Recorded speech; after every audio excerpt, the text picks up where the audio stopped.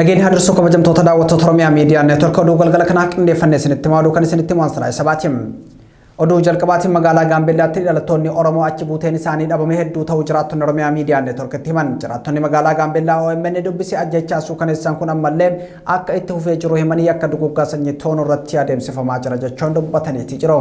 Gabaasa qindaa'e Muhammad Faantaallee akka itti aanutti isinitti himamu. Gaambeellaa keessatti yakka ajjechaa jumlaa sabummaa irratti xiyyeeffatee ammallee itti fufuun torban ta'uuf deema. Haleellaan eenyummaa irratti xiyyeeffachuun guyyoota ja'a dura eegaleem lubbuu namoota hedduu dabarsuu fi qabeenya namoota hedduu mancaasu maddeen Oromiyaa Miidiyaa Neetwork gara sirraa dubbise himanii jiru. Magaalicham keessatti ilmaan Oromoo waajjiraalee mootummaa bakka hojii fi mana jireenyaa keessaa gadi baasuun itti dhukaasanii ajjeesaa akka turan kan yaadachiisan jiraattonni Gaambeellaa dhimmi kun xiyyeeffannoo dhabuunsa akka malee nu miidhaa jira jedhu.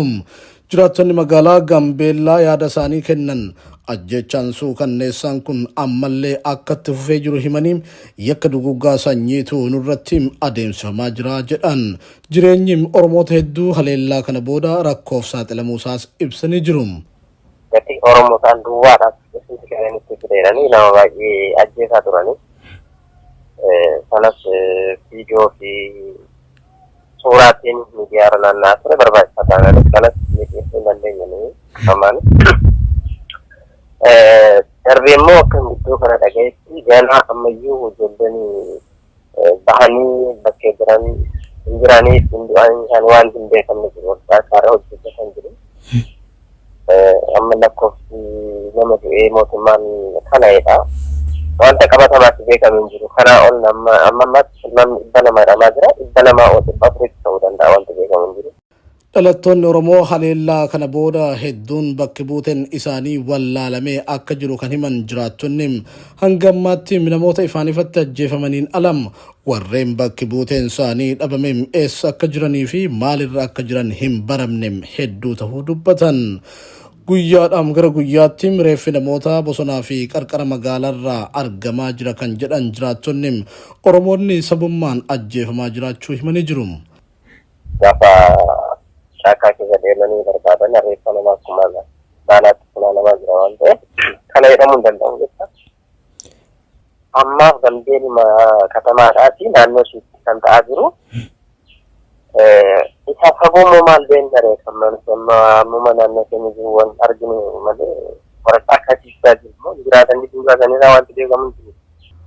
Taatee guyyoota 5 dura ture qofa osoo hin taane hanga har'aatti wanti nurratti raawwatamaa jirus suukanneessadha jedhu. Mootummaa federaalaas ta'e kan naannoo dhimma kana furuu dadhabuun dhimmichi ittuu akka hammaatu taasiseera kan jedhan maddeen ilmaan Oromoo waajjiraalee mootummaa naannoo fi federaalaa keessa jiran hedduun yakka Oromoo irratti raawwatamaa jiru kanatti mufatanii hojii gadhiisaa jiru jedhu. Dhimma kana ilaalchisuun itti gaafatamaa waajjira Bilxiginnaa Oromiyaa kan magaalaa Gaambeellaa Obbo Garramuu Adabaaf irra deddeebiin bilbilan kaasanii.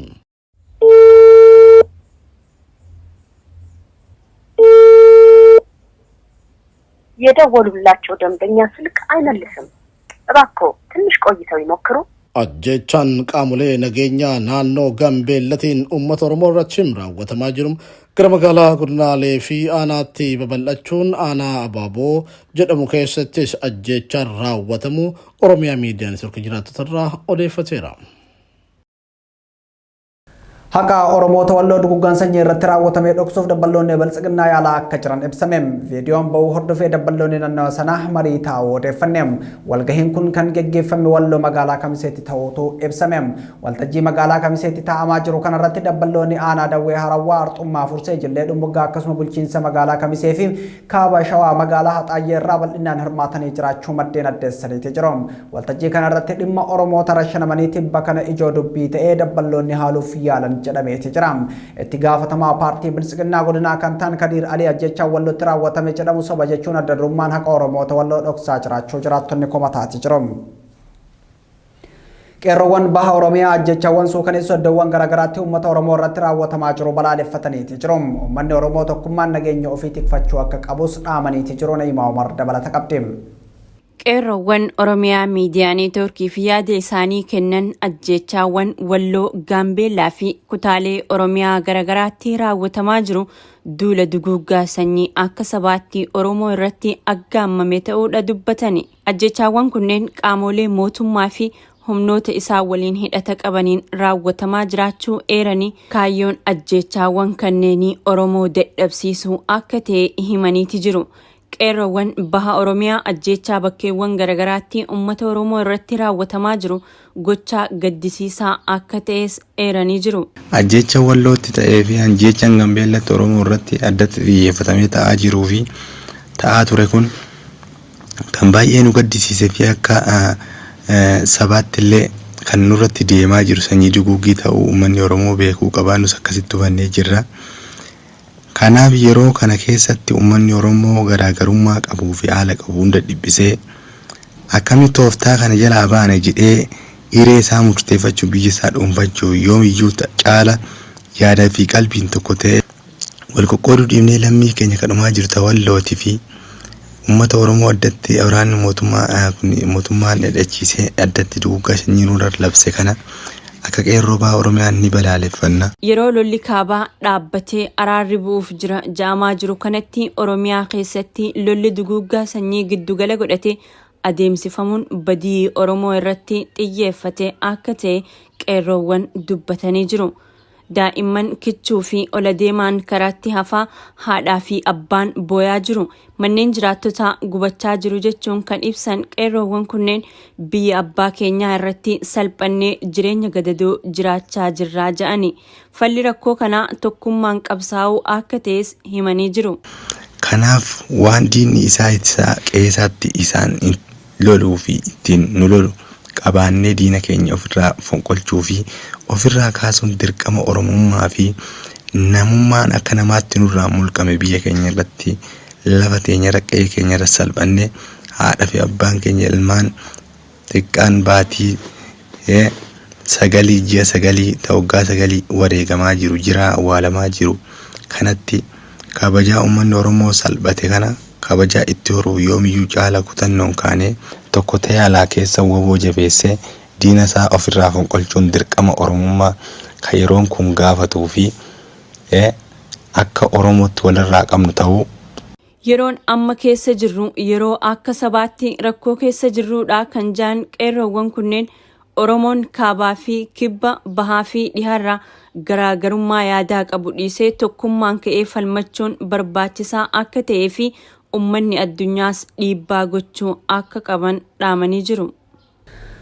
Loltoonni mootummaa maqaa farra dhiphee lolaatiin Oromiyaatti bobbaafaman Oromiyaa bakkeewwan garagaraatti manneen qotee bultootaa gubaa fi qabeenya saamaa jiraachuu maddeen garagaraa ibsan. Torbaanota lamaan darban kana keessa qofa godinaalee Shawaa Kaabaa, Shawaa Lixaa fi Arsii keessatti manneen qonnaan bultootaa dhibbootaan lakkaa'aman waraana mootummaan duulaaf bobbaaseen gubatanii jiru jedhameeti jira. Duulli manneen qonnaan bultootaa Oromoo ibiddaan barbadeessuu kun tooftaa haaraa mootummaan biltsiginnaa uummata Oromoo ittiin cabsuuf baafateedha jedhamaati jira. Bal'inni oduu kanaa aanee dhiyaata.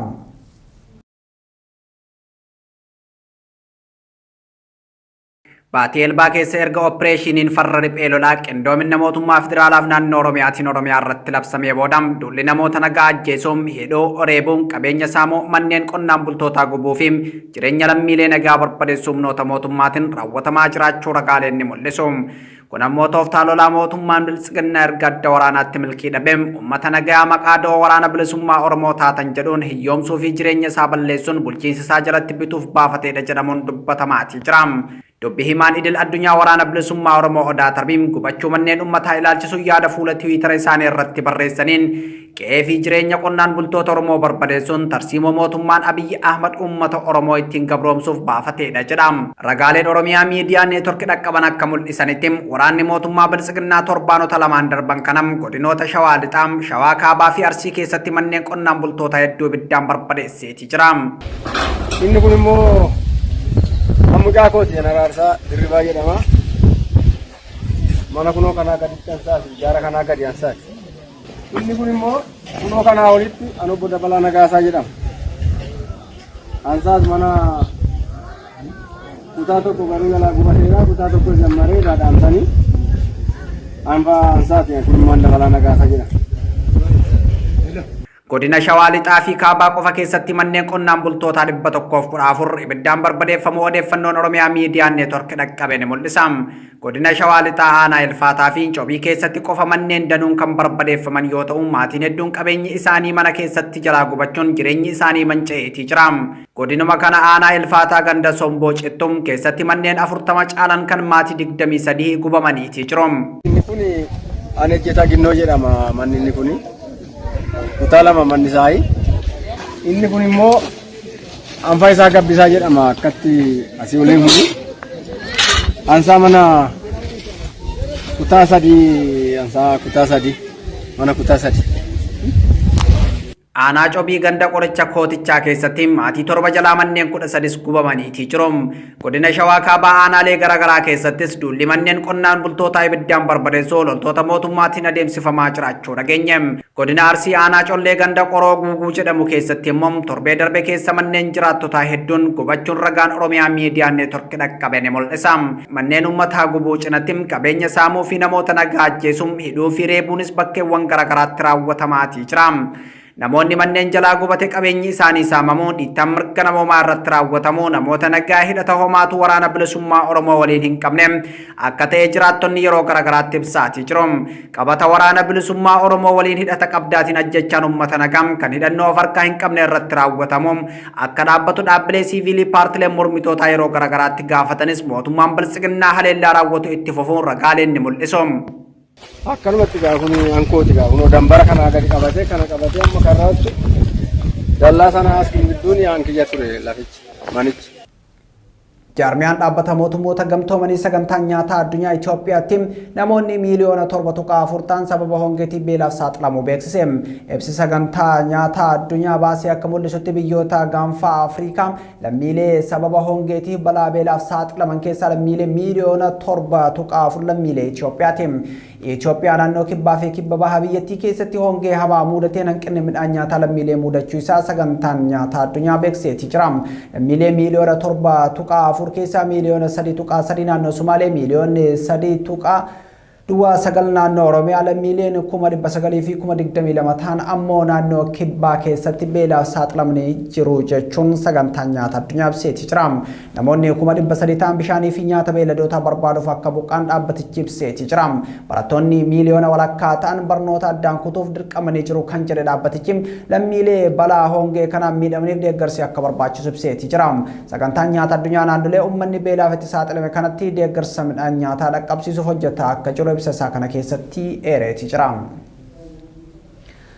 Oduu gara Somaalilaandii argannutti yoo dabarru baqattoonni Oromoo biyya Somaalilaandii magaalaa Hargeysaa jiraatan rakkoo hammaataa keessa jiraachuu himan.